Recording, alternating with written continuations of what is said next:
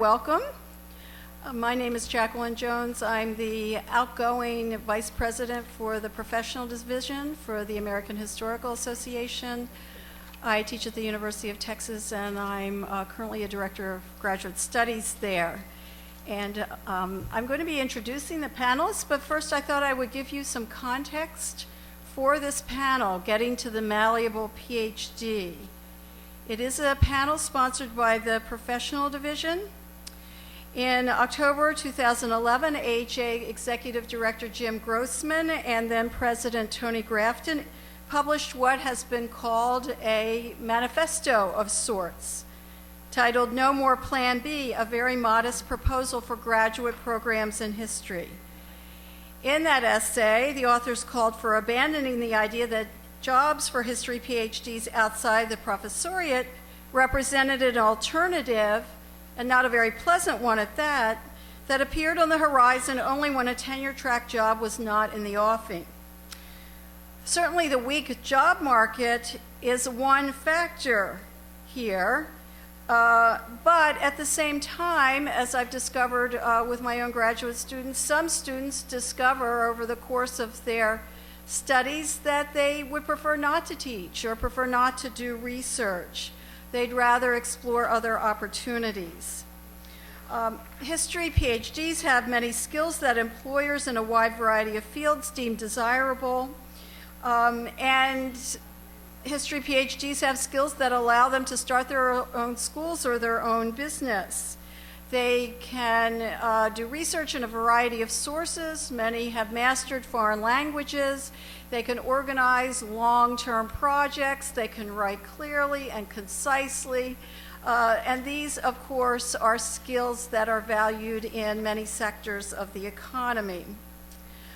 Since that time, when Grossman and Grafton wrote their mini manifesto, there have been several initiatives promoting the Malleable PhD. Beginning last year at the annual meeting in New Orleans and continuing this year here in DC, the Professional Division has sponsored a number of panels and workshops that feature history PhDs who have found jobs, happily, in a range of careers. The AHA, with the funding from the Andrew W. Mellon Foundation, has launched a major initiative to explore employment opportunities for humanities PhDs outside the professorate.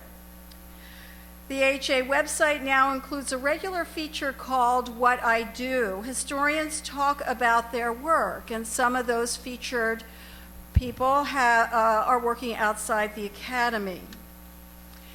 Well, getting to the Malleable PhD is a complicated project, and it involves a number of groups, not just graduate students themselves, of course, but also the faculty who are their supervisors, directors of graduate studies, department chairs, deans, and other high-ranking administrators, and potential employers of history PhDs. Today, we are lucky to have a panel whose members are filling or have filled a number of different roles over the course of their careers. All of us have, at one time or another, been graduate students in history. We also have on the panel a public historian, independent scholar, state policy maker, founder of a consulting firm, department chair, director of graduate studies, faculty member, advisor to graduate students, and academic dean. I know there are only 5 of us, but we have multiple and overlapping roles. We hope to explore the challenges of getting to the Malleable PhD and to promoting the notion that work outside the academy represents a potentially exciting and fulfilling career choice for history PhDs. So it's my pleasure to introduce the panelists today. Each of them will speak for 12 or 15 minutes, so we leave room at the end for a conversation. To my immediate left, Walter Licht is the Walter H. Annenberg Professor of History at the University of Pennsylvania. His research interests lie in the history of work and labor markets and American industrialization and industrial decline. He teaches courses on American economic and labor history. He has written several award-winning books and is now completing a book with a tentative title, American Capitalisms. Yes, that's plural, American Capitalisms, A Global History. Professor Licht served as graduate chair of his department for 6 years, was dean of graduate studies at Penn for 7 years, wrote a major report on graduate education for the Middle States Commission on Higher Education as part of his university's accreditation process, and was directly involved in the Mellon Foundation's initiative on graduate education from the early 1990s through 2004. And I must take this opportunity to apologize. Professor Licht's last name was listed incorrectly in the program, and I want to assure you that this is a panel and not a seance, for those of you who know Walter Annenberg was. Elizabeth Covart lives in Boston, and she received her MA and PhD in history from the University of California, Davis. She is a contributor to the Journal of the American Revolution and contributing editor of the Journal of the Early Americas. She has served as an adjunct instructor at Hudson Valley Community College, and she's worked as a seasonal interpretive ranger for the National Park Service. Dr. Covart has performed a wide variety of volunteer service, including Boston by Foot volunteer docent. In Boston, the South End Historical Society, a volunteer for that organization, a volunteer for the Albany Institute of History and Art Library, a volunteer at the New York State Museum. She has had a residency fellowship at the New York State Library, and she's been an oversight committee member of the Van Schaik Mansion. Ramona Houston completed her Master of Arts and her Doctor of Philosophy degrees in history at the University of Texas at Austin. As a civil servant, Dr. Houston serves as special assistant to Dr. John Eves, chairman of the Fulton County, Georgia Board of Commissioners. Her portfolio consists of coordinating and implementing projects and initiatives focused on 5 key areas: international relations, education, criminal justice, youth, and community outreach and relations, especially with the Latino and South Fulton communities. She has also served as a public member of the Foreign Service Selection Board in the U.S. Department of State, Special Assistant to Georgia State Representative Ronald Sloan, and Program Coordinator in the inaugural Office of Youth Services in the Office of the Mayor of Atlanta under the leadership of the late Honorable Mayor Maynard Jackson. Dr. Houston's consulting work is produced through Kalirah Incorporated, a full-service collaborative strategies firm that specializes in brokering, managing, and enhancing relationships with and between the African American and Latino communities for a variety of strategic programs and initiatives. And she has also served as assistant professor in the Department of History at Morehouse College in Atlanta. Our Darrell Meadows is Director, Division of Research and Interpretation for the Kentucky Historical Society in Frankfort, Kentucky. He is a member of the Kentucky Historical Society's senior management team, responsible for planning, budgetary oversight, and evaluation of the work of the Research and Interpretive Division, including the editorial staff of the Register of the Kentucky Historical Society. He is the director of the Civil War Governors of Kentucky Digital Documentary Edition. He has served in a number of capacities in the past as historian for the Abraham Lincoln Bicentennial exhibitions at the Kentucky Historical Society, as a research associate on contract with the National Science Foundation, Division of Evaluation and Human Resources, and as a historian for the Library of Congress European Division exhibition, France in America in 2004 and 2005. Dr. Meadows has published articles in the Register of the Kentucky Historical Society and French Historical Studies. So again, we have a wonderful panel, and I would like to say a few words after each speaker has finished. After all speakers have finished, I'll say a few words about my experience at UT as Director of Graduate Studies. But Walter? Thank you. You hear me? Okay. I just wanted to begin by saying I've been wonderfully amused over the last couple of weeks about incorrectly being named incorrectly in the listing, and my only regret is that I cannot announce a major gift from the Annenberg Foundation to the AHA to develop the Malleable PhD. I'm going to start my comments with some history. I entered the academic job market in ancient times, academic year 1976-77, amid a well-commented on job crisis and a very interesting response to that job crisis. The economic downturn of the 1970s, the leveling off of hiring after an expansive period in the late 1960s and early 1970s generated this crisis. And in response, faculty in a number of universities, including my own, the University of Pennsylvania, convinced administrators of professional schools to admit doctoral students in the humanities into their graduate degree programs without having to take entrance exams and with the advancing of credit for whatever doctoral coursework they had completed. And in fact, I can count now several retired bankers among the cohort of history graduate students I studied with who wound up in business schools through this arrangement that had been put together by a number of faculty in major institutions. There was another well-discussed job crisis that I remember in the mid-1980s when I was a graduate chair. And this response, by and large throughout the profession, involved a notion of providing skills to humanities PhD students, history students, that skills that could be applied to allied occupations, but outside the academy. And among historians, I think the greatest conversation was providing skills to work in so-called public history endeavors. I know my English department colleagues were talking about skills for entry into publishing. So there was this kind of allied occupations here.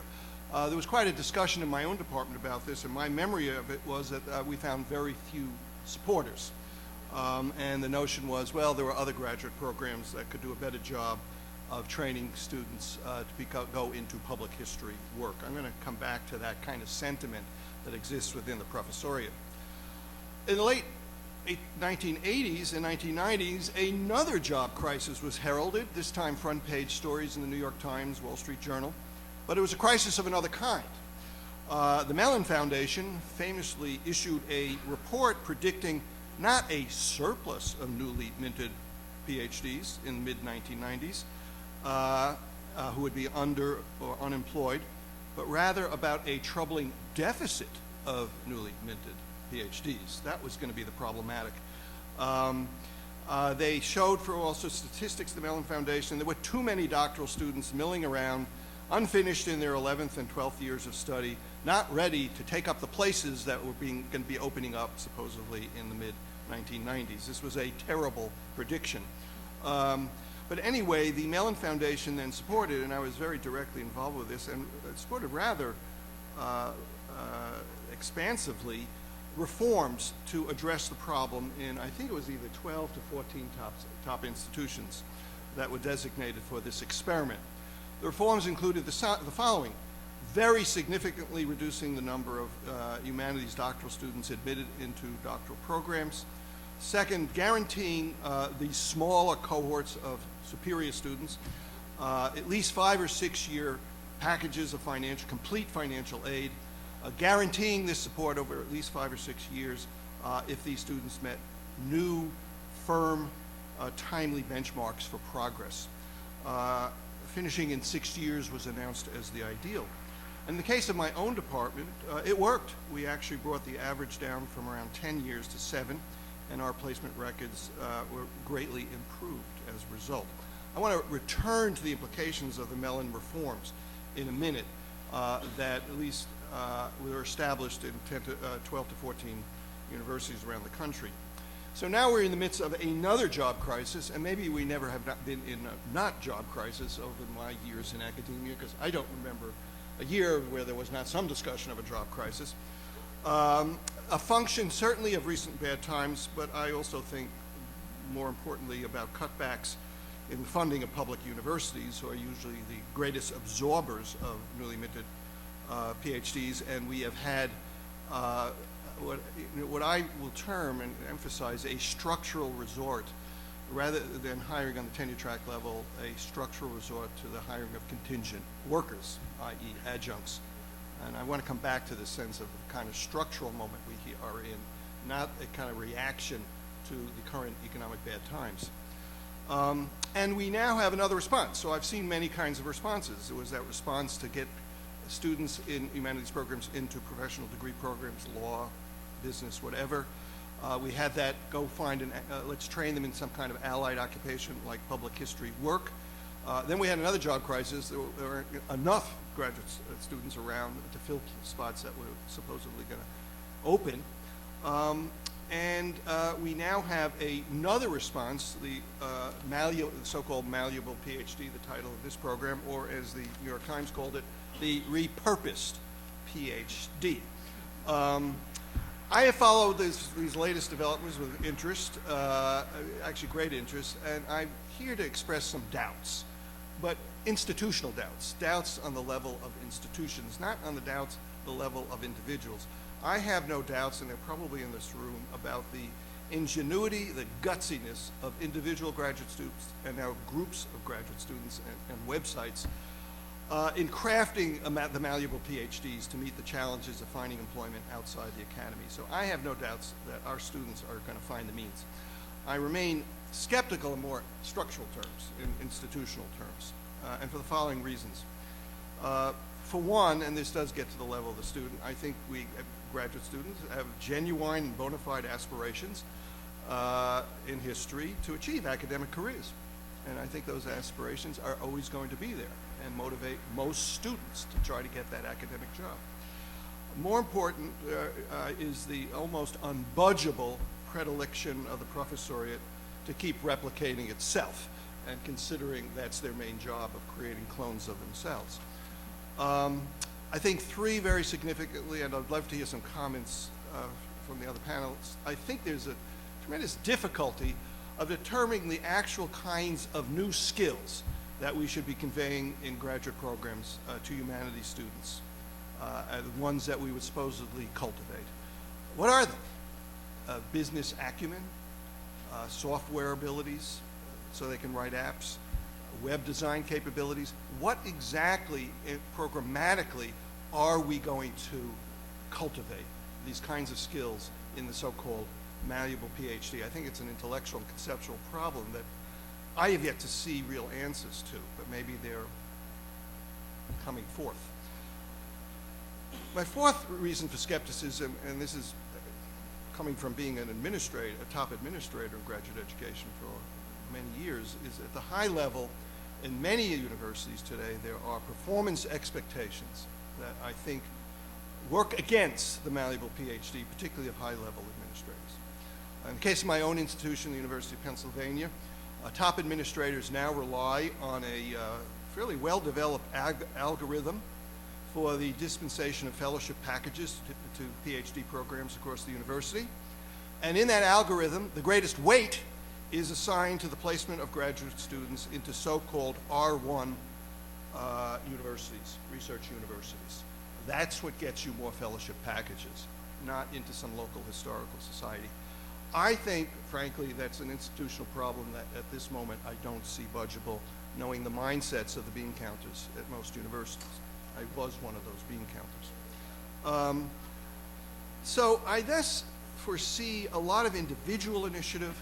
I see terrific activities of our graduate students themselves, and my hats are off to them for their grit, their innovativeness, but I'm very skeptical that we're going to see much happen institutionally. I want to end my remarks with casting some of these issues in terms that I write in as a historian, and those are labor market terms. First, from the supply side, I actually think the Mellon reforms aim correctly at limiting the number of admitted doctoral students and supporting extremely well those smaller cohorts of students, not only in their coursework, but in what it takes to go into the job market. And I think that was a great idea, and I thought it was the ethical way to go as well. But there may be more drastic measures in order. You may wind up having programs that don't admit students every year, but every other year, or decide to admit students in fields that seem to be expanding, and not areas where there is real crisis on the job market. And I hate to say, I think in order is just the shutting down of some doctoral programs. I don't think we should have as many doctoral programs in this country as we now have. From the demand side, I unfortunately have lost some of my optimism. I was a great optimist. 10 years ago, in fact, I wrote about it. I wrote optimistically that the doors were going to reopen to a great deal of hiring on the assistant professor level, another bad prediction, with the mass retiring of the baby boom generation of faculty, and I'm sure there isn't a department in this country that has not seen this large retirement recently and in the coming years.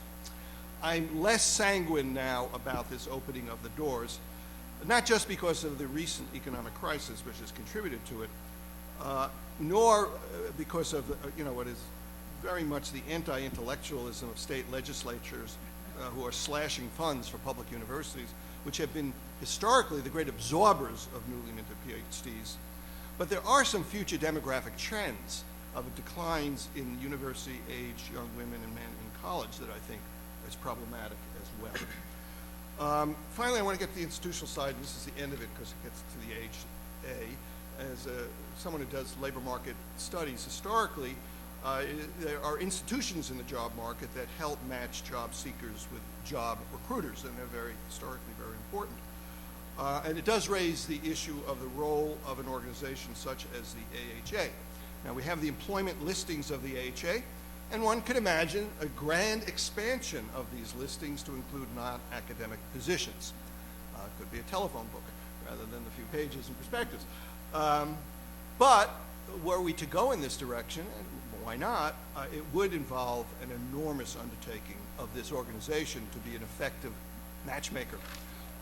It would require the AHA to reach out, network, to places they haven't traditionally reached out to firms, nonprofit entities of all types, to reach out to convince them of the vast gains that can be made by those enterprises in hiring history PhDs because of their unique abilities.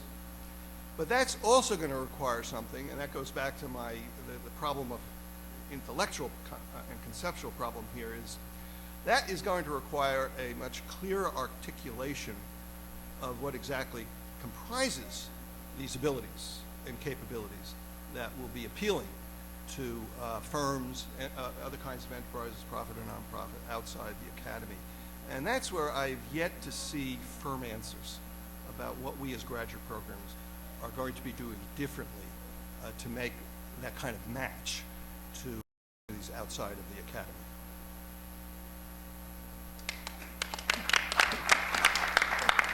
Doom and gloom. Good way to start. Yeah. I guess just before I start, I put a handout of things I wish I had known or great resources if you're in the midst or thinking about transitioning out of the academy. You'll find those in the back. I guess I should also start with 3 confessions. When Jackie emailed me last year about this panel, I thought she had the wrong person. I really didn't know how my PhD was going to be malleable and what I was going to do with it. But she said, "Oh no, it's okay, you'll be perfect." So I rolled with it, and I have to say, second confession, I'm glad I did, because today I can tell you that I know I'm a historian, writer, and entrepreneur. So I'm still in the middle of the journey, but I'm happy to tell you how I got there. My third confession is my journey has a bit of luck. I have a great spousal support plan, which gives me the luxury of being able to figure out how to make my PhD malleable. I don't take it for granted, but I know it's there, and not everybody has access to that. So what do I do as a historian? Pretty much do kind of what I did in grad school. I pursue my historical research and writing. I finished my book proposal this year, and at the end of this month, I will have finished my second academic journal article, which now I have to do because I told you all I was going to do it. I also attend conferences when I can. That helps me keep abreast of the field and reach out to colleagues so it doesn't feel so isolating working on my own, because I like to think I'm pretty social. Now, what do I do as a writer? A lot of that work overlaps with my historical work. My real passion and goal is to make well-researched history accessible to the masses, so that's where all this is going, I think. I started my career as a writer by returning to my derelict blog on Commonplace Book, which I like to think is a practical blog about applying the historian's craft in the 21st century. So on said blog, you will see content about how to write, how to improve research, interpret sources and ways we can do that. As I'm an independent scholar, I also talk about hurdles we encounter with ILL or digital access, which doesn't actually just affect independent scholars. It affects a lot of what I like to call underrepresented or under-affiliated scholars at non-R1 institutions. I talk about publishing. I talk about how to build and tweak writer platforms, which are very important nowadays. And I also talk about the conferences I attend. Now here's another bit of luck. In June, I blogged about attending the American Revolution Reborn conference, and that caught the attention of somebody else on the internet who said, hey, I have this new publication called the Journal of the American Revolution. We love your posts. Would you like to be a contributor? So I said, sure. So that is an unpaid gig, but I enjoy doing it, helps me with my goal of making history accessible, and that actually led me to 2 paid writing gigs. So I feel like there's a domino effect in play here. I just haven't figured it out yet. So this year I plan to stay focused on writing my book, but I also hope to pitch and write more for paid publications. And that brings me to the third part of my new career as a Malleable PhD, the entrepreneur. PhDs have skills. I hope you believe that because it took me a while to figure that out. Over the last year, I have branched out in the Boston writing community, met other PhDs and writers who said, hey, can you help me get on Twitter?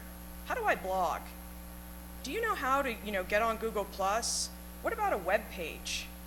These are skills that I have acquired over time, and hopefully by the end of February, I'll be launching my new website, which will contain a consulting business that I call The Missing Advisor, a writer's guide to platform and organization. Because another thing I get asked about all the time is about some of the computer skills I picked up in graduate school, like how to use Zotero, Evernote, and DevonThink.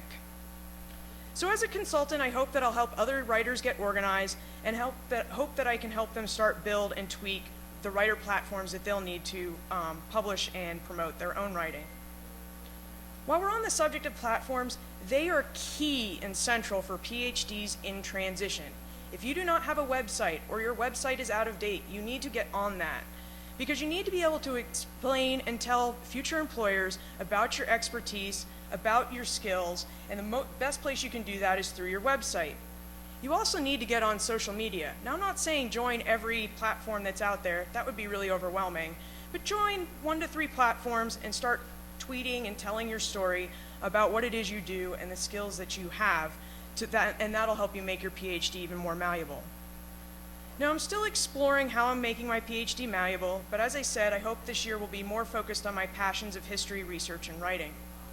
Now, if you'll indulge me, and I have some time, I'd like to talk about some of the things I wish I had known when I'd started my transition. Some of them are covered in that worksheet I have at the back of the room, and some are not. I befriended a lot of PhDs in transition over the last year, and I have found that we all share something similar. We all have different journeys, but we all seem to follow the same 4-step cycle to getting out of the academy. Unfortunately, the first step is depression and mourning. I knew like a traditional tenure track job was not right for me. That didn't stop me from being sad about it. I had spent 7.5 years in graduate school, and now all of a sudden, I wasn't going to do what I thought I was going to do when I got out. That was sad. Step 2, acceptance and hope. Okay, I'm now out of the academy. I can do something. I have skills. What am I going to do? You have hope. So that leads you to step 3, exploration. I'm one of those people, I knew that I wanted to write and research, but I had to explore every other option that was out there. You probably heard that when Jackie mentioned my CV. But I explored what I loved, and then it confirmed the fact that what I really wanted to do was research and write history, which led me to step 4, action, actually working towards pursuing those goals. So that's one thing I'd like you to know. Second, Twitter. If you are a Twitter story and a post-act or an alt-act out there, thank you. You're a great community. You've been a wonderful resource. And if you are not on Twitter following these communities, you really should be. They're a wonderful group of supportive people They have a wealth of information, and I have never once had a question that I ask go unanswered. So thank you for that. I look forward to talking to you every day and being part of your community. And finally, I mentioned this before, but you have transferable skills. You can think analytically, you can write, you have the ability to synthesize large amounts of information into little nuggets, which I am told by my friends that work at companies is a real skill. You have some computer skills that other people don't have that you've just acquired doing your dissertation. Another obvious skill we take for granted, I think, research. We know how to research and a lot of people don't. So keep that in mind. Project management. If you have finished or on the verge of completing your dissertation, you have managed a project. Recognize that. And entrepreneurialism. Again, if you have approached a PhD and you have finished, that required a lot of entrepreneurial skills that you might want to explore for later. So I thank you for listening to my journey. I hope I helped you with some of the tips and tricks in my path, but that's all I have at the moment. Thank you.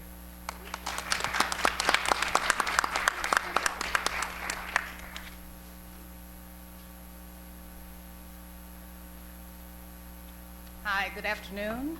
I'm Ramona Houston. I prefer to stand up. I still have a little professor in me. I've divided my presentation into 3 parts. One, talking about giving a little bit about my background, then my professional journey, and then some recommendations that I have for people who want to pursue careers outside of the academy.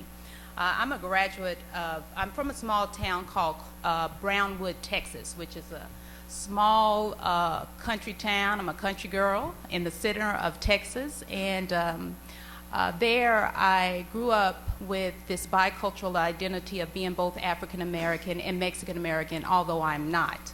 In Brownwood, the African American and Latino communities overlapped. And so my family had close social, economic, and political relationships with Mexican Americans. In fact, my grandfather was the first black elected official in Brown County, and we credit the fact that his support from the Mexican American community is one of the reasons he was elected.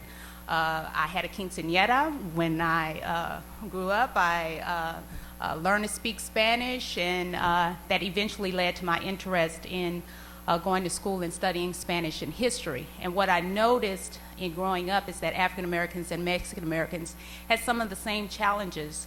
And so that grew into my interest in studying both communities and figuring out how could these communities work together for social change. So that's how that was my trajectory in terms of my educational career. I went to Clark Atlanta University for undergrad, and then graduate school at the University of Texas at Austin.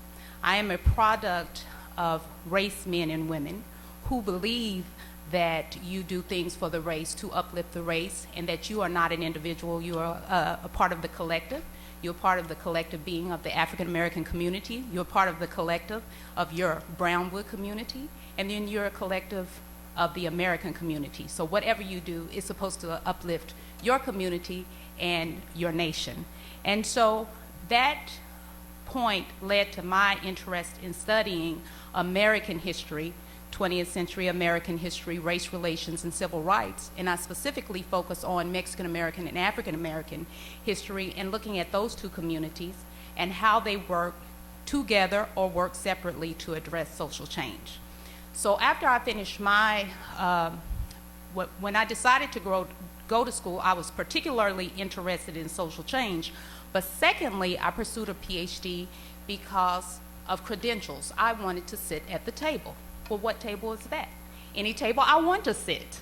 And so you need credentials to sit at certain tables. That's just the fact of the way our culture works. Whether it's a professional degree, a terminal degree, what have you, you need credentials. And so that was one of the reasons that was the second reason, is social change and then being able to sit at the table. In terms of finishing my degree, my first position was working as a professor at Morehouse College in Atlanta, Georgia. Morehouse College is a historically black college devoted to educating, nurturing, and developing African American men. I believe that Morehouse College is a sacred place and space, and I thoroughly enjoyed being there. However, I wasn't totally fulfilled by being a college professor. Since I went straight through school from undergrad to graduate school, and then going into the academy, I felt like I was in an intellectual fishbowl where we write books for each other. No one else reads them. You know, we're sitting up there talking to ourselves, and I just wanted a touch of the real world. So that's what made me leave Morehouse College. I actually love Morehouse College. I love teaching. I love my students, but I just wasn't totally fulfilled. In terms of my interest, I am a project manager. I love planning and coordinating. If you have a gala, you have a fundraiser, you have a program, initiative, or project, I am the one you want to call, because that's what I love to do. I love logistics. I was so bad at wanting to plan and organize, I could not hand over my wedding to someone else. I had to plan my own wedding. And I knew exactly what I wanted. I wanted a week-long event like a conference, since I'm the conference queen. And so I had that. And nobody else could understand that concept but me. So I love that. And so for me to just sit around and teach American history, the same American history every year, I just wasn't totally fulfilled by that. So that's why I chose to go outside the academy. But what I found is that I had skills that people really valued, and project management is one of those. So that allowed me to work on every level of government, which Dr. Jones has already explained. I've worked for the city of Atlanta under the mayor, Honorable Mayor Maynard Jackson, in the county for the chairman of Fulton County, in the state for State Representative Ronald Slotin, and for the U.S. Department of State as a member of the Foreign Service Selection Board. And what I found is that people valued those skills that I had. I was able to read and write effectively. You know, I could, she was talking about earlier, being able to synthesize information quickly and put this information on paper. I know the first day I was working for one government official, he was having a big meeting about international relations, blah, blah, blah. He said, send a letter out to the committee, blah, blah, blah. I sent the letter out, very good letter, and he said, oh my God, you can write so well. Duh, you know, I have a PhD, so the point is that you have skills that people value. Plus, if you are a specialist in certain areas, there's some history that you know that it enables you to address some issues that other people cannot address. I found when I was at the Department of State, there were a lot of individuals who had chosen to leave the academy that worked for the Department of State. And that's a great career, because people need your expertise. Some of you are Americanists, some of you are Europeanists, Asianists, Africanists. They need your skill set, because you understand the regions, you understand the language, you understand the people, and so those skills are very valuable in that setting. Now, what I found in terms of my skill as being an expert on Black-Latino relations, that's very valuable now, particularly in American society. And so what I found is I've been able to commodify that in terms of marketing myself as the expert in Black-Latino relations. So I have my own blog. When people ask me to speak on Black-Latino relations, I can speak on that. I can do workshops. I can do lectures. And so people find that valuable, because more groups of people are trying to live sin fronteras, without borders, and live without these racial borders and community borders and national borders that we have in our world today. As our world becomes smaller, we need people who can cross into different areas and different regions. And with me as a historian, and my network is broad, because I am the conference queen, as I've stated. I go to academic conferences, I go to political conferences, I go to civil rights conferences, I go to history conferences, and as you know, there are all types of history conferences, those in Black history, those in Chicano history, those in American history, this history conference. I have a network that is extensive in terms of building relationships with government officials. So all of those come into play, and people value that kind of network. And the second thing in terms of my business, because I've worked on every level of, I've been on every level of the college structure except administration. I've served on a board. I've served as a faculty member. I've been a national president of my alumni association. I've been a student and a staff member.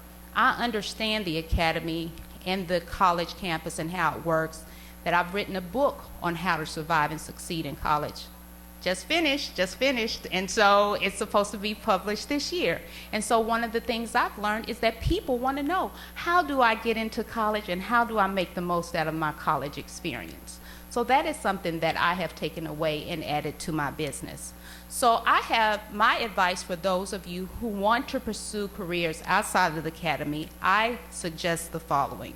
First, conduct a personal assessment. Clearly define your interest, your skills, and your expertise. In terms of your interests, what do you like to do? What are your passions? What gets you excited? Those are your interests. I know that I like Black-Latino relations and dealing with community and social change and social activism. Skills. What are your abilities? What do you do exceptionally well? I know that I am a good project manager. I know logistics. I know how to take your vision and make it a reality. So that's a skill that I have. What is your expertise? What knowledge do you have that few others have? What is your niche?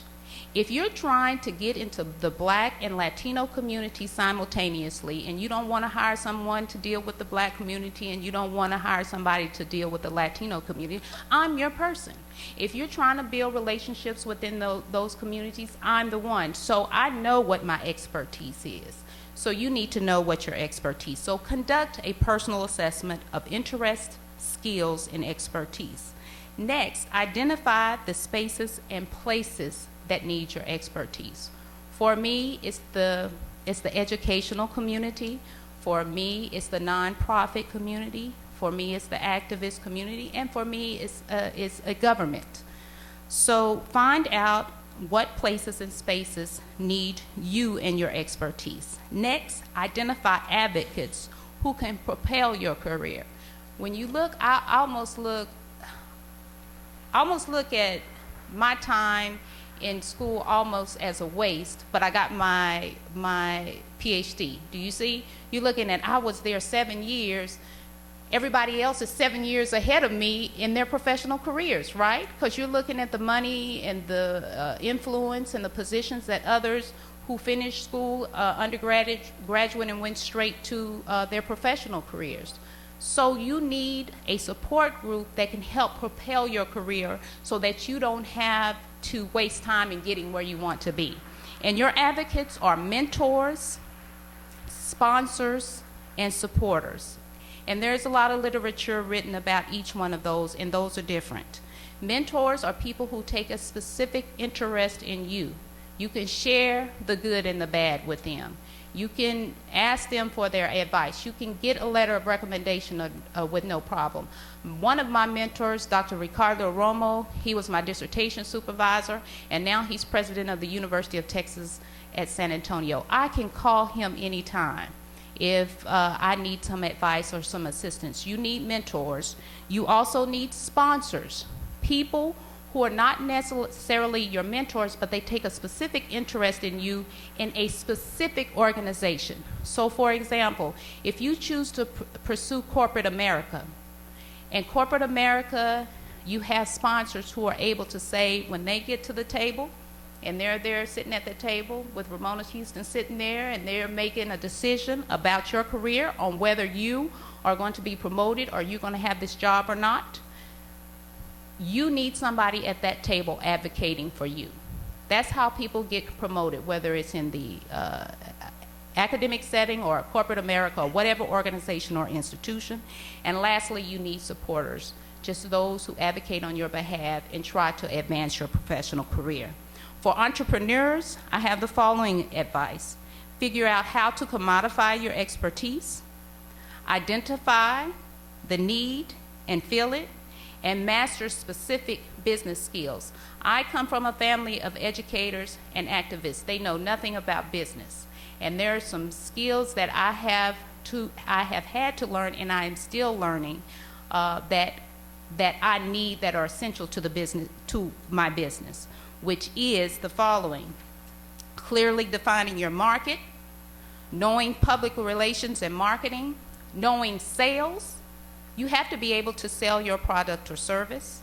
Without sales, you don't have a business. Building your team and understanding business processes. So in conclusion, I want to say that you have to understand, if you choose to pursue a career outside of the academy, that this professional path is a continuous evolution. You're never going to get to that place yet. You know, you're always going to be trying to get there. And so because it's an evolution, you just keep moving until you get where you want to be. For me, I know that my path is being a project manager. I know that mine is being an expert in Black Latino relations, as well as helping young people pursue a college education. But the ultimate goal for you as a professional, no matter what profession you pursue, is to be happy and fulfilled.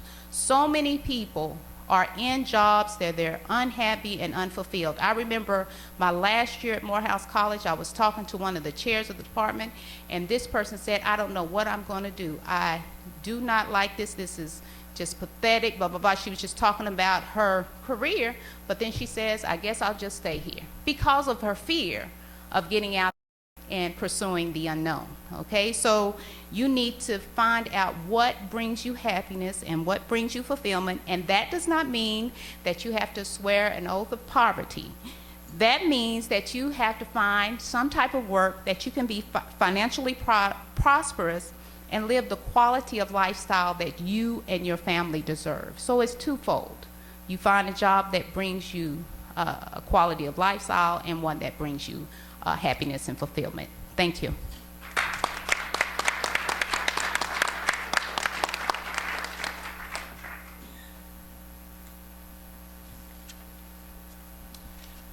Hi, and thank all of you for coming out this afternoon. I am sitting here trying to revise what I thought my opening to what I wanted to say was, because everything that everyone has said here really resonates with me. But I think if any of you attended the session yesterday on the Career Pathways report that was initiated, which you can find on the AHA website, Marin Wood, who spoke, did also a very good job of talking about very specific things that people can do immediately.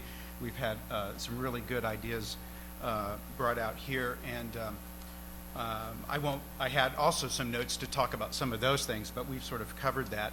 So let me just say, just to reiterate the point that both Elizabeth and Ramona have made about, all of us have made this transition.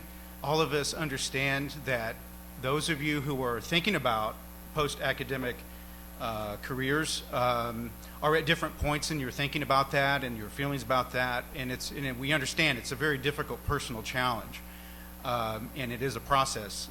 It's not going to happen overnight, but when people ask me, when should I start thinking about this, I always say yesterday. It's absolutely crucial.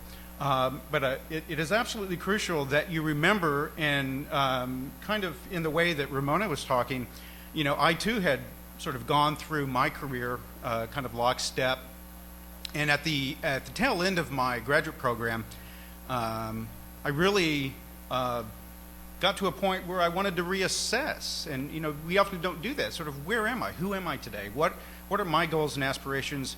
And how do we connect back with something really fundamental about why I got into this business in the first place? And when I read a wonderful essay in AHA Perspectives this last year by Camille Henderson, which I recommend to all of you, it hadn't occurred to me until I read that essay, although I think I've thought about it in certain ways, where she talked about that she got into the business to study change in order to affect change. And so the remarks I want to make today have to do with what the discipline might be able to do to think about, and this gets to what Walter Licht was discussing about how we address these institutional long-term needs.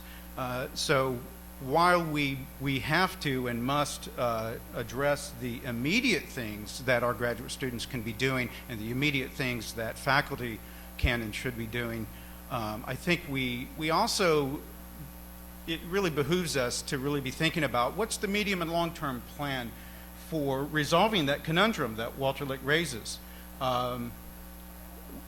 We are PhDs, and any PhD in any discipline I like to think about not just the skills that we acquire, but the intellectual capacities that we acquire as PhD recipients. And I don't know about you, but I sometimes hear from fellow graduate students when I was a grad student, and now I spend a lot of time talking to grad students, and also faculty who are concerned about, can I just get my student a job, or someone feeling at the end of their program that they're not sure what they have to offer if they don't get the coveted tenure track position. And I just like to remind us that the formation, the intellectual formation that we're gaining through this study is something that is, we maybe forget that is relatively rare on the population of this planet, and we have a lot to contribute.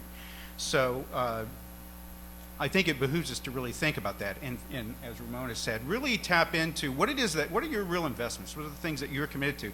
Because as you think about not what job you want to get, but what's your contribution going to be, right? So we have high expectations that there's going to be a very significant scholarly contribution when you do land that Research 1 tenure track position. But I think we should also hold ourselves to a standard that says, when I take my training outside of the academy, we also have high expectations of what those contributions are going to be as well.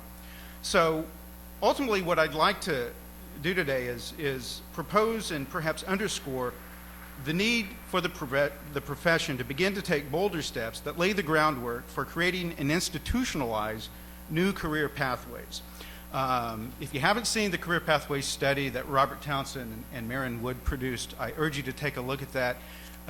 It's wonderful that we now have this evidence that shows approximately 25% of PhD recipients across all institutional types are working outside of the academy, and they have been doing so for decades. So what I would like us to be thinking about is, up until now, that fact has happened largely in an incidental way. And this isn't to suggest that the contributions of those people in those positions, well, I'm talking about myself, I hope I'm doing something that's significant, but I got where I am in a kind of an incidental way, by entrepreneurial sort of activities, the kinds of things we're talking about here. But can we begin to think about something the profession has not done, and begin to ask ourselves, some portion of that 25%, which we can presume will continue, can we find ways to begin to build institutional structures that help ensure that we are placing people with this kind of intellectual capacity, which our society desperately needs, in really important positions? So let me sort of skip ahead to that part of what I really want to say today. If you have not read James Banner's recent publication, Being a Historian, I highly recommend it to you for a wide range of reasons. But one of the threads in that book is something that really resonated with me, and it's something I've been thinking about for a while, partly because of the kind of institution I came from, Carnegie Mellon University. So James Banner and others have observed this. It's not a new point. But in the first half century or so of our profession, it was not uncommon for people to seek training, as Camille Henderson talks about in that essay. They sought this kind of training so that they had no intention of seeking a tenure track job as we sort of think about that now.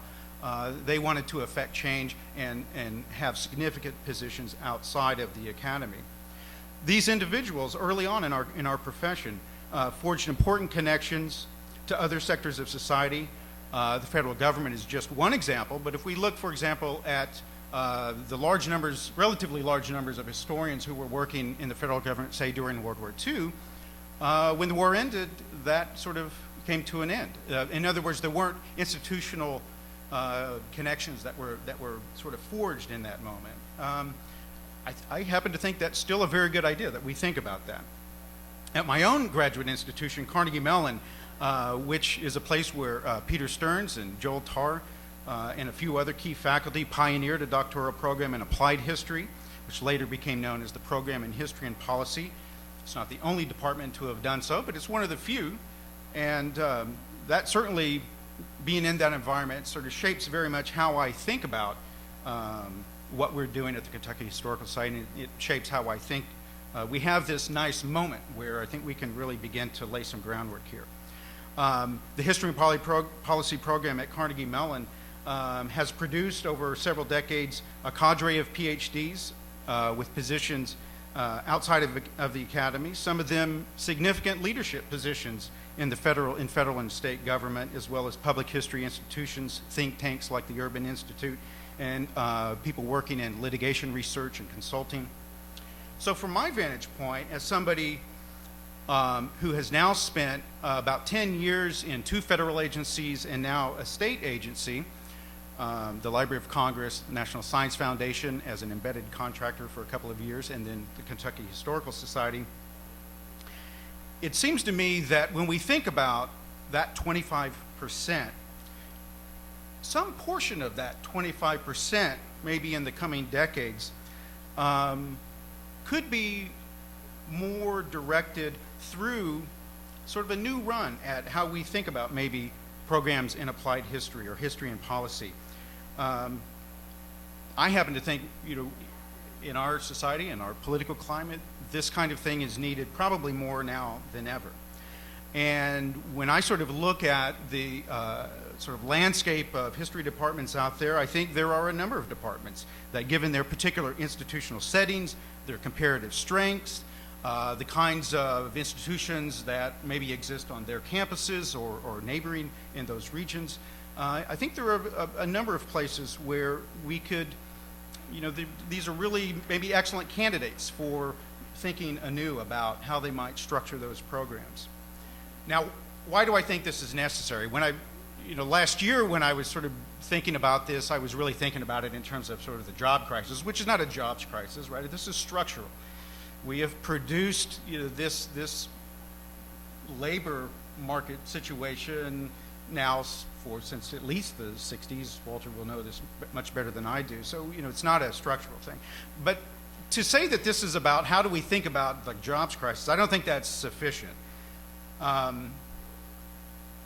When I am in the work I was doing at National Science Foundation, involved me in work of the Senate Help Committee and at the Kentucky Historical Society. I do a lot of very specific work at guiding editorial staff and things like that, but I'm also involved in activities that reach out across the state and have to do with a lot of decision making at the state level and how we're going to proceed and how we think about how will Kentucky address really significant historical problems that it's facing. And it seems to me that we need allies on the other side of the table. I was at a conference at the University of Cincinnati just about a month ago, a fabulous conference supported by the Taft Research Center there, which brought together urban geographers, environmental justice advocates, a number of scholars that deal with urban development to really think about some of the significant issues that face cities like Cincinnati, and drawing on scholarship and thinking and actual programs that exist in other parts of the world and how we think about that. And I was struck there, just as I was struck in the work I did at National Science Foundation, and as I'm struck in the work I'm engaged in Kentucky, that there were no public officials there. We talk about, can we just convince the mayor of some of these ideas? We want to convince the city council members. How about if we thought about, could we do things in such a way that we increase the odds that someone with our kind of training becomes the mayor, becomes a member of the Kentucky State Legislature, and maybe more than one? And that's just one example of how I think we need people on the other side of the table. People who have deep historical knowledge, they have direct connections to a wide range of experts across the discipline. So, in short, hoping that our work will be read, hoping that they will come and consult us is not good enough. I think we need to really think very carefully about how we place people in these positions.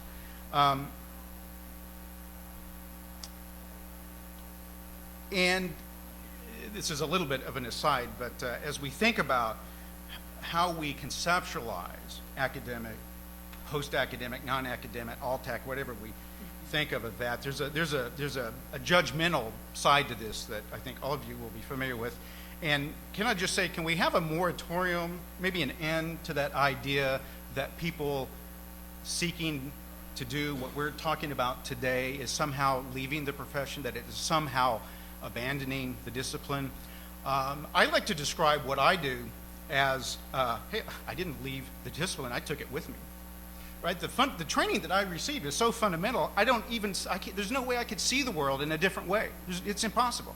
I am a historian who happens to work at a public history institution that happens to be involved in governmental work, that just happens to do a wide range of things. But fundamentally, I am a historian, and I bring with that the intellectual capacities of a historian. And so I'd like us to really think about that and really begin, and I don't know if it was, I'm sorry, Marion maybe yesterday made this point about can we have a more positive sort of storyline that we're telling ourselves, that we're looking at where are those opportunities for us to make that contribution.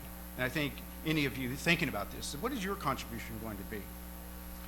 So the way I see it in answer to Walter Licht's conception is a handful of departments willing to experiment.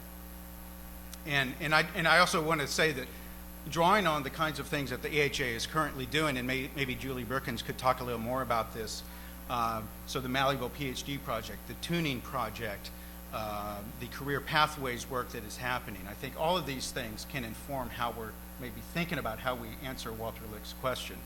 And let me just say that in this moment, I think we have a lot of people identifying the same problem, and I take a lot of heart in that. Last year's conference and this year's conference, I have never felt so filled with hope, despite the really important structural impediments to this kind of change. And I hope all of you are feeling that as well. And a lot of that is we really have to commend our association, the American Historical Association, for the kind of things that they're doing and for having a panel like this. Thank you.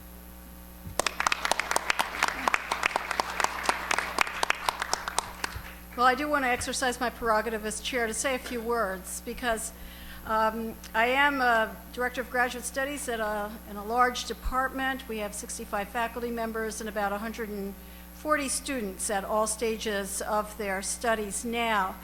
And echoing Darrell's point, the Malleable PhD is here to stay. A quarter of our history PhDs are in careers outside the academy. And I think it is up to us to push back against these institutional structures, the resistance that Walter has mentioned, and change the culture. I have tried doing that over the last few years at UT, and I'd just like to give a brief report on that. First of all, we recognize that this is not just a matter of a job crisis, but it's a matter of individuals and what they want to do. And certainly, I think all of you know people who, in the course of their graduate studies, and we've heard of examples today, people who say, I'm really not cut out for or interested in or committed to doing research, teaching, publishing, following the tenure track. I want to do something else. And I think in many institutions, including mine, up to this point, those individuals were left to feel isolated. They felt that they had disappointed their advisor, that they had somehow not lived up to the expectations of the faculty who had mentored them, and there was a great deal of guilt and unhappiness among students who realized that they really didn't want to be professors after all. I remember a couple of years ago during graduate orientation, this is first-year students starting at UT, I always put together a panel of graduate students to say what I wish I had known when I started.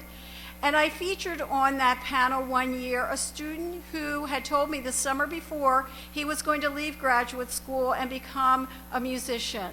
He happened to be a talented songwriter, and in Austin he had found he could really make a go at it. And he was filled with anxiety telling me that he had decided to leave, and I thought it was good for the incoming students to hear and to have on their radar screens from the very beginning that graduate school might open up all sorts of possibilities for you, and not all of them have to do with teaching in the academy.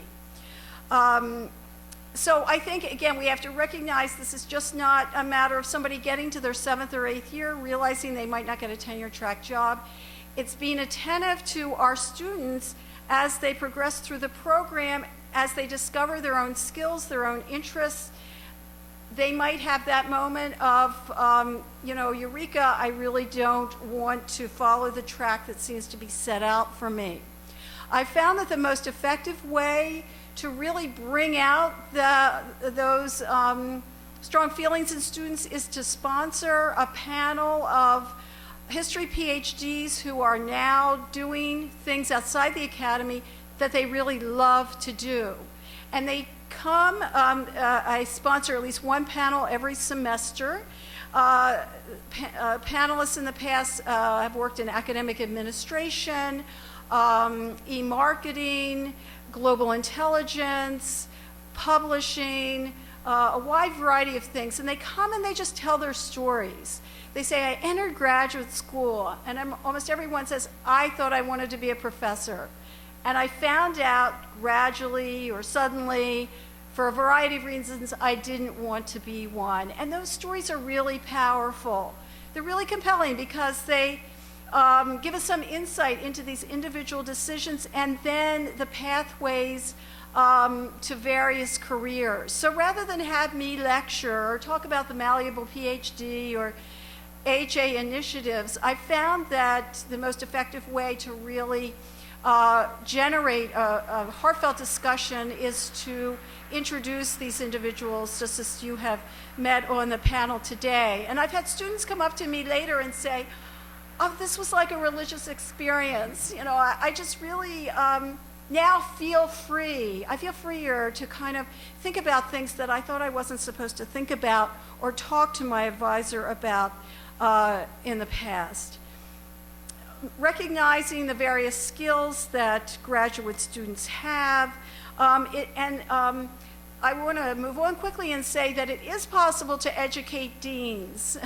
It is possible to change their minds about things. When I began as DGS, the Dean of the College of Arts and Sciences at UT said, your program will be evaluated according to the number of placements you have in Peer R1 institutions. And I thought to myself, that's such a poor mode of assessment. What we have done at UT, if you go on the website, go to the history website, and then on the left it says our alumni, click on that. We have a record of our alums going back to, I think, 1980. Do you know, Ramona? It goes way back. It goes back. And it is what every graduate of the history program at UT is now doing, wide variety of careers. And we highlight our alums like Ramona and very successful individuals that bring honor, that bring glory to our program. And we present this to the dean and say, look at these people. They are starting independent schools. They're working for the State Department. They work in global intelligence. They're starting their own businesses. They're working in foundations or for nonprofits. And it's an impressive list. It's an impressive list in addition to all our alums following the tenure track. And now our program, the program is not being evaluated the way the dean said it would be. It is being evaluated in terms of these other positions, which he says, most of which have something to do with intellectual endeavor. That's a very broad criterion. But we've really changed, I think, the thinking on that level. I think I'll just end by saying I think the most important thing we can do is to help our students understand what they love to do. What they love to do. Jim Grossman gave a talk at UT this fall, and he said, I want you to all, this was to the graduate students, he said, I want you to think about what you do. And a couple said, oh, I'm interested in public history, or I'm interested. He said, no, not what you're interested in or what you might go into, but what you're doing now that you love to do. Is it reading great books? Is it writing dissertation chapters? Is it synthesizing lots of material Is it teaching? Undergraduates? What is it that you love to do? And, you know, we often don't ask our students to think in those terms. So again, I'm asking for kind of a change of culture that will recognize the Malleable PhD already exists, and I think it's about time that departments and administrations really caught up with the reality. So on that note, I'd like to throw things open to questions or comments from the audience. Yes. And if you would stand and, yeah. Hi, I'm the University of North Carolina, Chapel Hill, PhD in OFAC, administrative position at the university. Thank you all for really fascinating comments, and I would like to especially thank Jacqueline for the work that she's done as a professional leadership on this issue since she's been in office and power. I have a question and a comment. The question is, really raised it as the observation by Professor Licht about this evaluation process that kind of took my breath away when I heard you say that. And I've often heard before people kind of murmur along that line, but not knowing exactly where these evaluations based on this kind of placement data were coming from. I didn't know where it did or where the blame lay for this kind of thing. So, how common is that within at individual universities that this kind of criterion is being continued to be used to evaluate departments, causing this pressure that a lot of us are just unaware is even out there. And then the second point that I wanted to mention is that I mentioned this in the earlier session today about dissertations, but I'll just say it here too, which is I think that there's some part of this would be helped by having folks like the three of you all on the panel and me and others that are alt-act or post-act or sort of haven't left the profession to recognize exactly what you said, Darrell, that they haven't left the profession. They are part of the profession and should be part of the conversation about what it means to be a historian and how one trains to be a historian. And so, but I noticed today looking at the AHA website that the AHA Council, just like that, the 15 people that are on that, it appears that 13 of those people are employed in universities, I'm assuming as faculty, although I would believe that assumption being also being employed by universities. And it seems like the levers of power in the profession still lie with faculty employed historians, and that's part of the problem.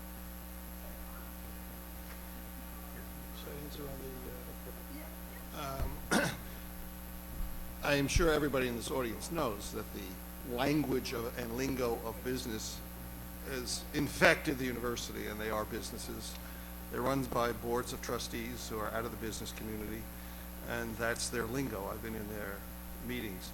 As to how many universities today have adopted some kind of performance measure, I wish I had statistically could tell you, but this is anecdotal, quite caught by surprise.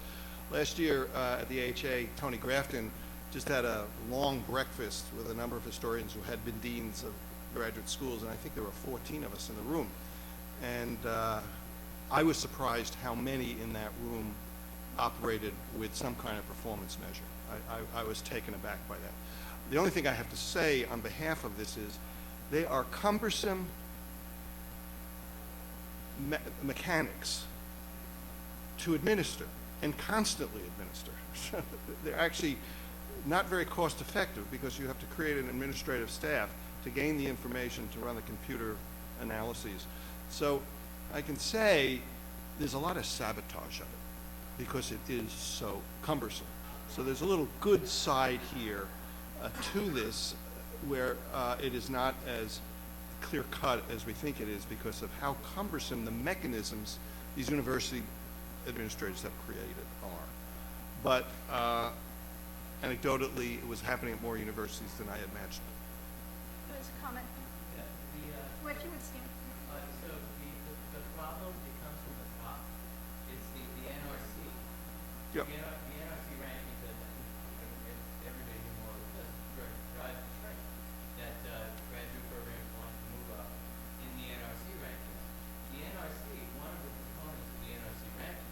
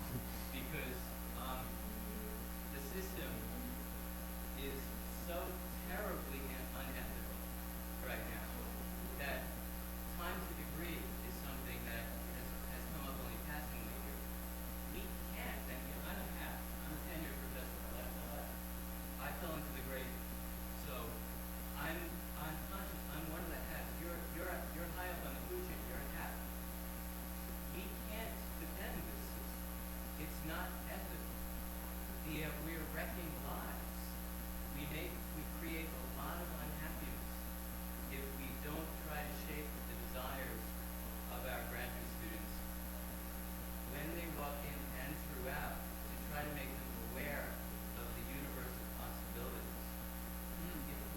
If we try to defend the system, or just to say it's a stubborn system, it's persistent, it's not difficult, you're right, it does.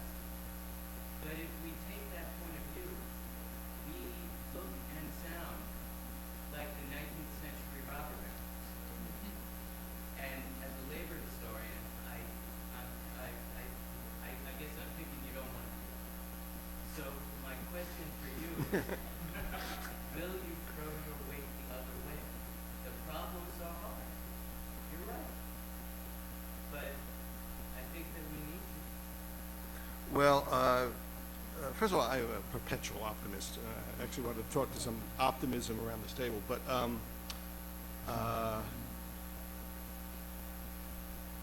I just having watched administrators, I just am a realist as well, and watching funding streams, the way what state legislators are doing today, and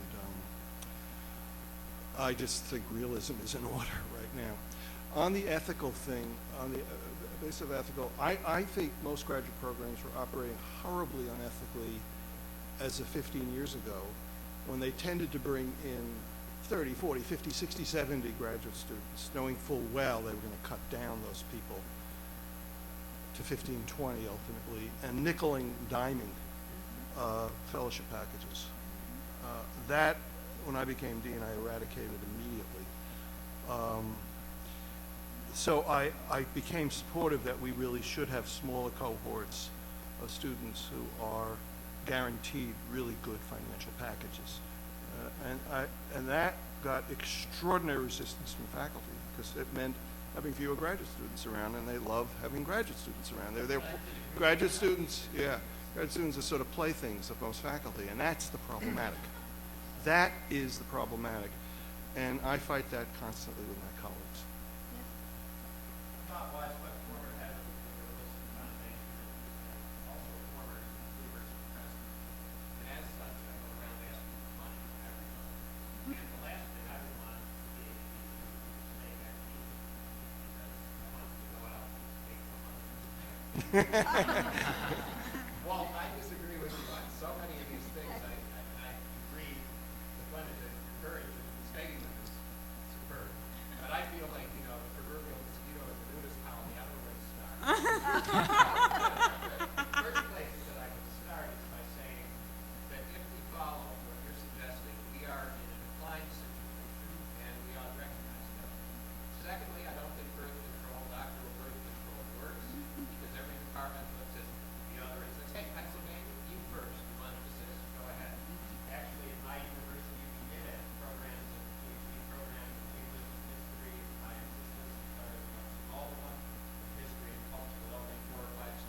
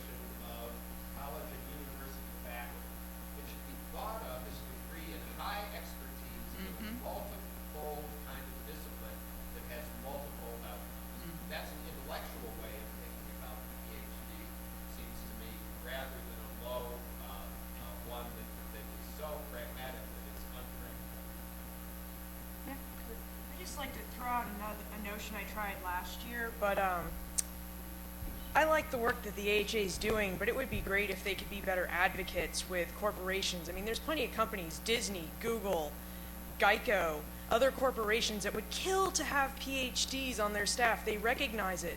Why aren't they at our job fair?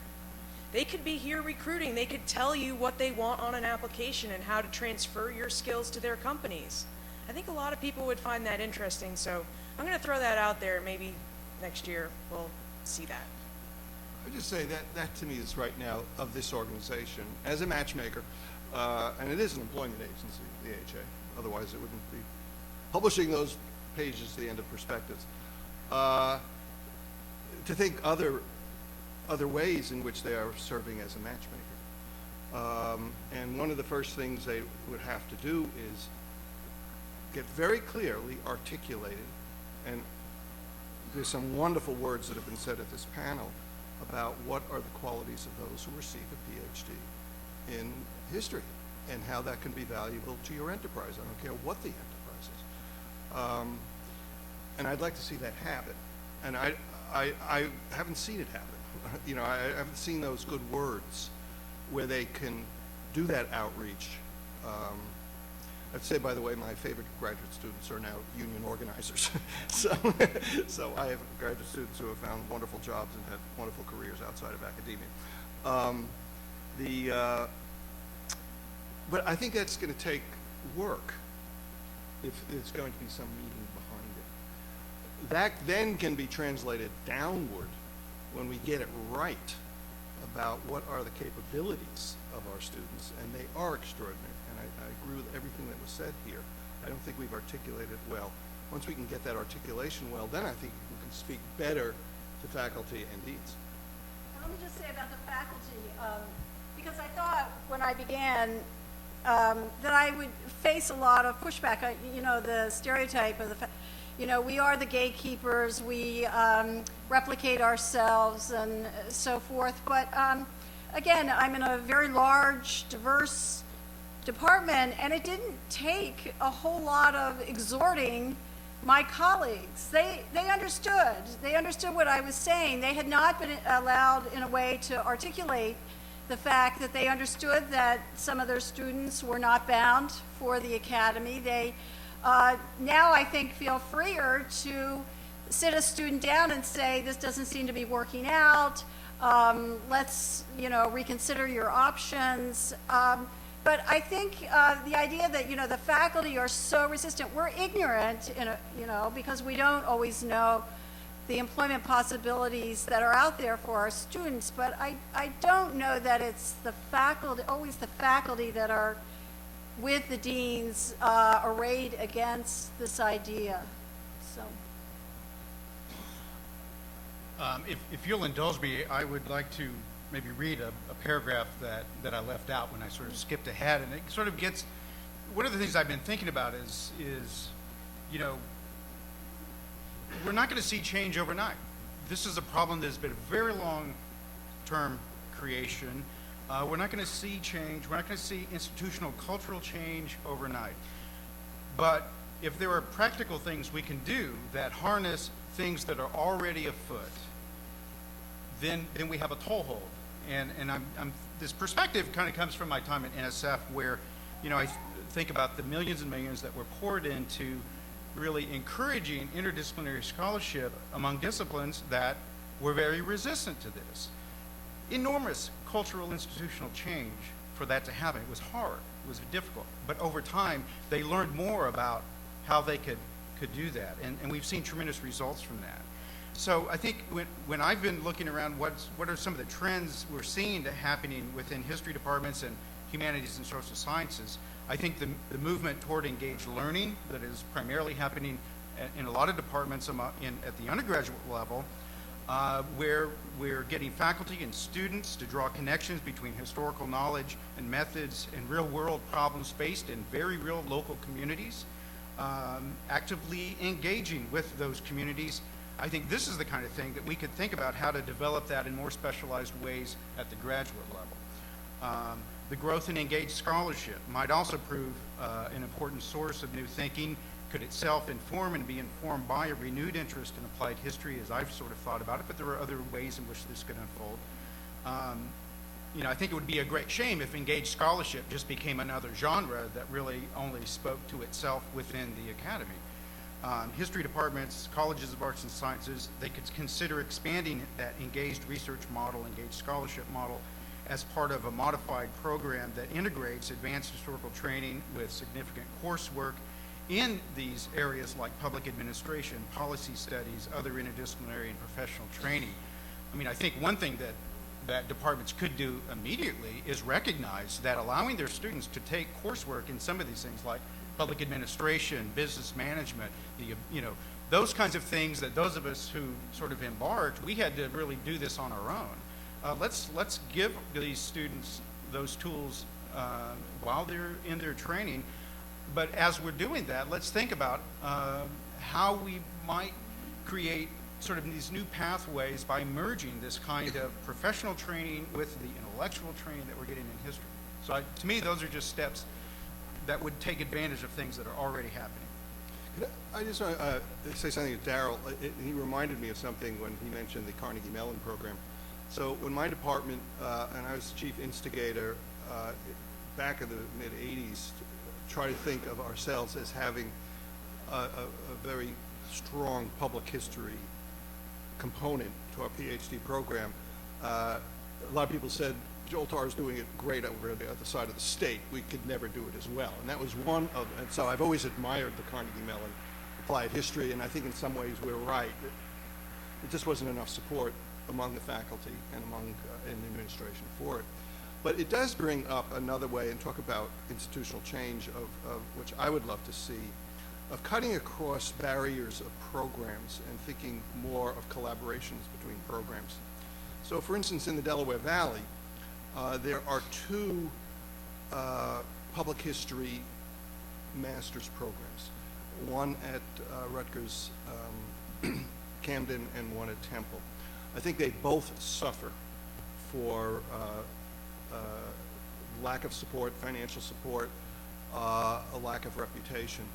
And I've often wondered, there are students in the PhD program at Penn would love to take the courses at Temple and Rutgers because they are not imagining an academic career. Vice versa, there are some really terrific kids in those master's programs who probably could get a lot out of the faculty at Penn. So I often thought, why are these boundaries between these institutions that are all about 1.5 miles from each other? And get those kind of collaborations going on where there would be shared resources here. And you'd have to break down, you know, whose degree would it be, whatever, but those to me are logistic problems. Once you can agree conceptually on this, you could do something. And I can think of many other instances and places where you break down the turf battles and the turf thing and have much more collaborative. I mean, there's certain, I always thought there should be some merges.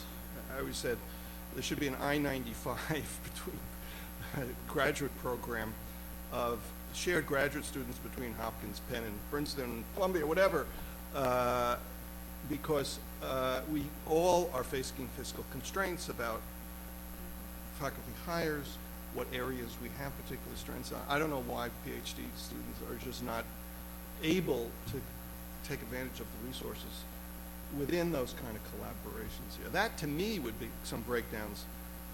Institutionally, I think would be breakdowns. And I think you could probably convince some deans there are probably some pretty good advantages to doing this, as well as faculty as well.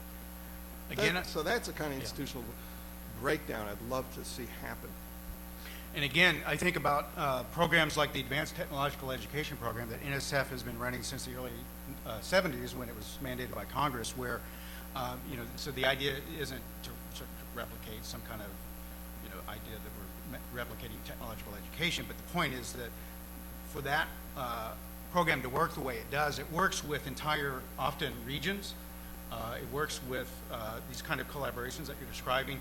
And my point is that we've got in many places, many of these university campuses, people on the campus who have been involved in these programs who have created these collaborations They've created the articulation agreements between institutions when there were institutional arrangements.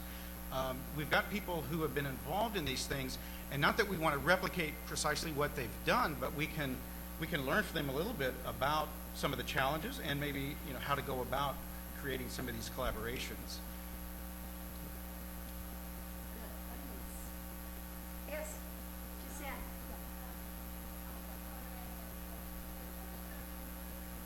Can you speak a little? One of the things I do, of course, I'm writing about the one title of Job Czar, which is joke from powerless, but helping students find what comes next, what happens in PhD. In Georgetown, many of our students come not planning to go into the UK. So this part of the conversation is not intimately always students who the State Department and things like that. However, our co-host helpfully sent us a report 2 days ago showing consistent drop in the number of positions for history PhDs. The tagline was "Mr. Just Right." And I was really struck with your term intellectual capacity because you're absolutely right that in my undergraduate school at least, there's always some crisis or other than the particular environment of the crisis machine. And I think our current one is shaped in part by the decline in public belief in the importance of what we do. And so part of what we need to do is articulate what the intellectual capacity that historians bring to the public very generally, not just who are thinking of jobs, but why did you come and share that there are historians? So I'm curious about what all of you think of what is a menu that case can most reasonably be made, not just in these but outside, to what the intellectual capacity that historians bring that are good for society are. Where do we make that case useful? Thank you. Well, I can speak from the experience of a colleague of mine who is running an important division at the Department of Energy. He had gone through the Presidential Management Internship Program, something people should know about, which is I think now called the Presidential Management Fellowship Program. And the story Josh tells me, and I think this is, again, how I sort of think about how do we get people at the seat, at the table, in the room when important matters of foreign policy are being made or the response to 9/11. Josh, as part of his PMI, was working with Harry Reid, Senator Harry Reid's office. And in the wake of 9/11, when we have anthrax and other chemicals coming through the mail, there was a real sort of panic. What are we going to do about that? And so in that sort of hotbed moment, you've got drafting legislation, you've got markup, you've got all these activities in this moment where people are drafting, sort of this is the heyday of coming up with the Patriot Act. One of the insights that Josh shares with me is here's where I think about what that intellectual capacity is. So one of the things that there's no simplistic application of we're going to learn from history and there's some kind of a rubric that's going to tell us. But I think the sensibilities that we gain as historians is understanding something about complexity, understanding something about needing to get evidence-based reasoning involved in this kind of decision-making. And it isn't that there weren't people, in this case, there were not so many people who knew a lot about biological weapons involved in this activity, but there were some. And in this hotbed moment of writing legislation, the people who actually had the expertise were being drowned out by the 20-something staffers who were working with a number of congressional members. So I mean, that's a scenario where if we had more people on staff with congressional members, right? We're not going to overturn that dynamic, right? But if we can up the odds that those voices can be heard in that kind of a room, in that setting, that's the kind of thing that I'm thinking about.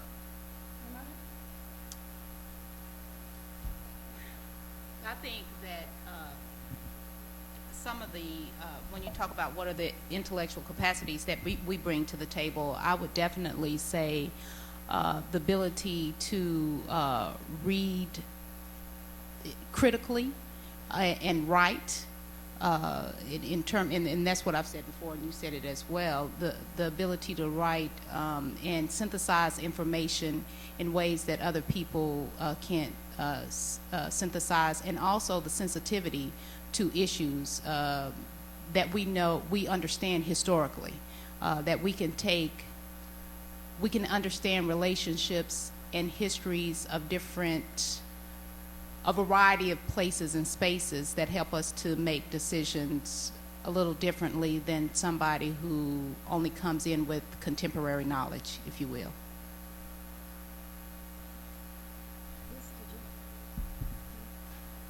Okay, yeah, question. Justin Wolf at Tulane University. Justin Wolf at Tulane University. I'm our director of graduate studies right now. And we've been thinking about struggling with these things. And so one of the things that we think about how to show, in other careers or professional schools or other trajectories, one of the things we develop and produce is a kind of portfolio of things that demonstrate these skills in a way that allows you to market yourself. Not as like, hey, I'm smart and I've got a PhD and I'm a good writer, et cetera, not just stating, but showing. And so how do we help our students, should we be helping our students develop such an ability or such a kind of ability? And is that compatible with the other goal of essentially trying to train to be academics? And how do we manage that? I mean, I think about a student came to me with a kind of first draft of a dissertation, and I said, okay, but this won't get you a job.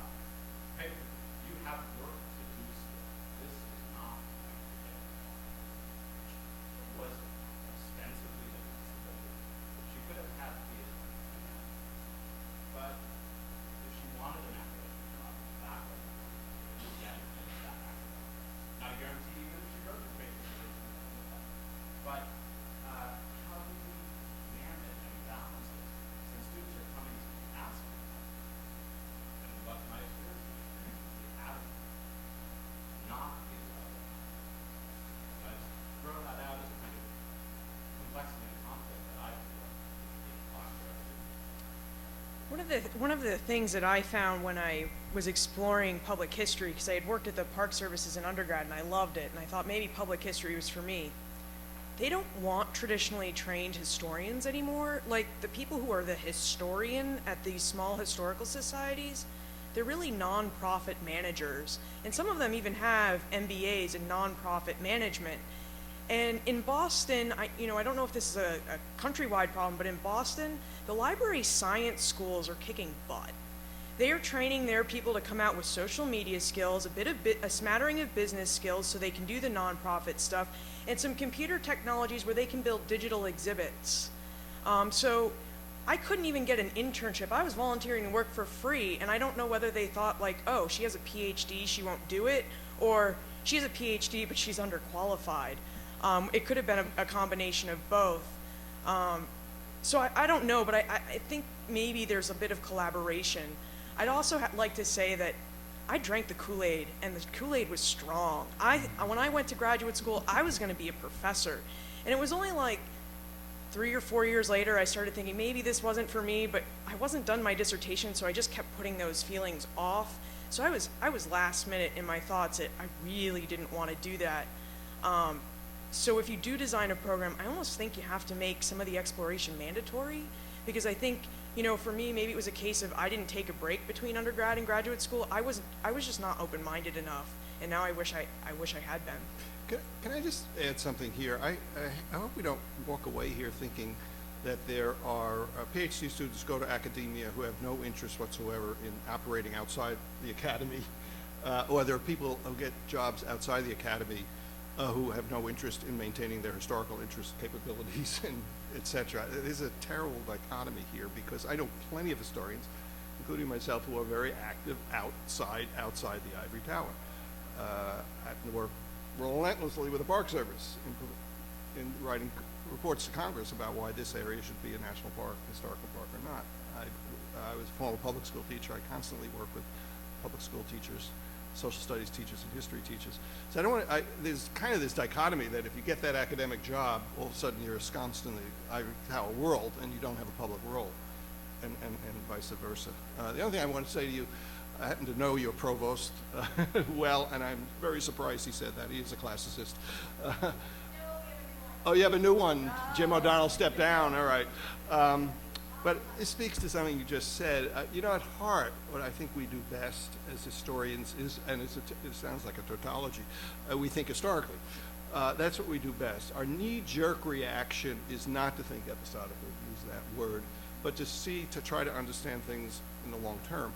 So I was quite struck when we had this financial collapse of our major investment banks, et cetera, where the pundits and the knee-jerk response was to find an incident, deregulation did it, or the conservatives going after all those loans that went to low-income people, as if there was this incident that did it. No, the roots of this are long and complicated, and you really have to cast it back to the 1950s. That's my opinion here. But that's what I think we do really well, and I think would be something that any business should entertain, is that we don't go to the quick and easy episodic understanding here. There are roots. We better understand these roots. Sometimes they're tangled roots here, and that's where we're going to find answers. So that would be my selling point to Google, Geico, whatever, and what a historian does. We have some, yes, in the back. One of the things I'm mindful of in terms of training, classes, most graduate students get credit funding, and a lot of times folks do research with professors. So one of the things I also told a lot of my grad funding came not from my department, but from outside sources that I did work in other organizations. With the city, municipalities, we have two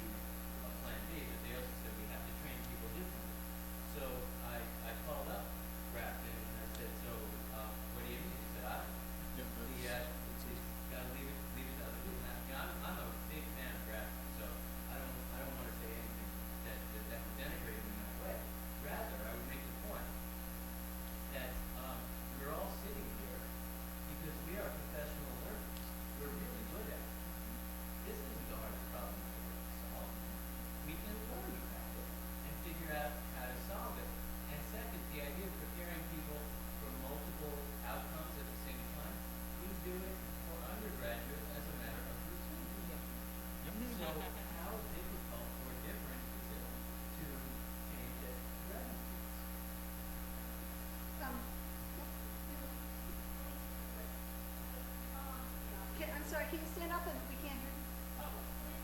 Just to follow on to the observation you made about Darrell for these opportunities, I think some of the answers they want to for the graduate school, still have maybe been acculturated to the anxiety that exists in that departments that are quite open about possibilities to pursue multiple directions. But at some point, like you're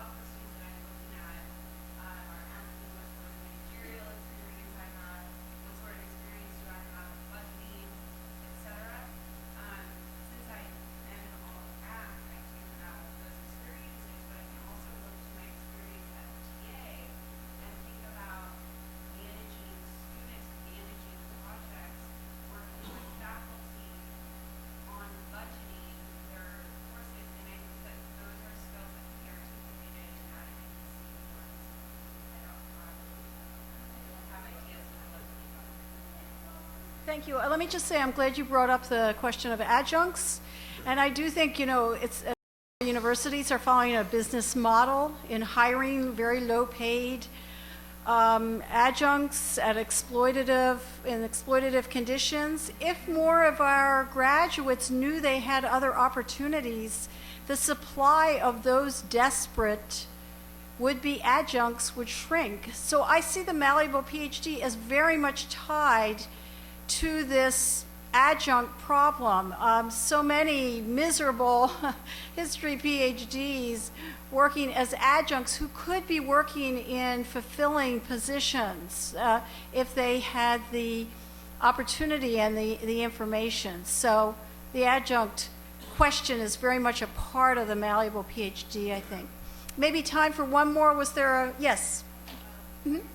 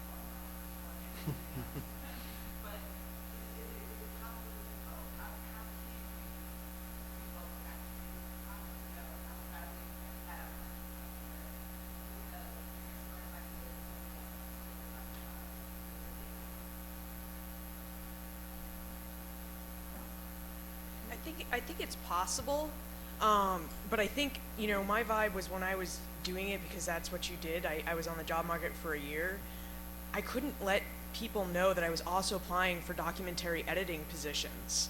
When I was successful, I had interviews with documentary editing positions that I didn't have for teaching, because, there is this unspoken culture of, if you don't have an academic job, then you're somehow not a real historian. Or if you don't have an academic job or don't want one, then there's something wrong with you.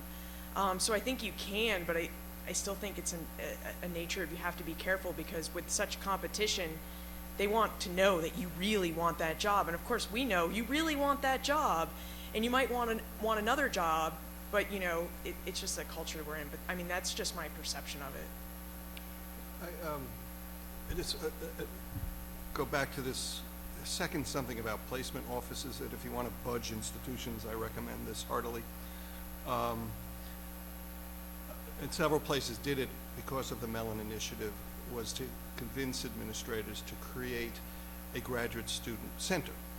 Most graduate students are isolated to their own departments, and they have to rely on their own departments for job placement, et cetera. So we were able to use monies to create a terrific center, get a building, create a center, where a lot of our humanities students are right now gathered on your websites, collaborating with that too.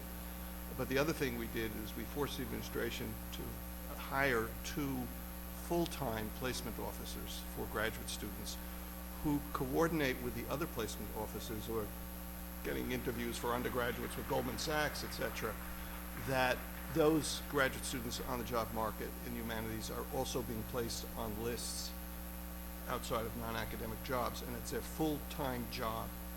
So that's another way of budging the institutions here, and it came up about the the role of a placement officer. It's too much. I'm sure you're in graduate programs where there's one faculty person who's been assigned to help you get a job. I think you could get the institutions to really be behind the graduate students here in very dramatic ways. And that's the kind of institutional change I would have you budge at your respective institutions. I'm really sorry. We're under strict orders to end right at 4:30. So, but I want to thank our panelists. Can we thank them again? And thank you so much for coming.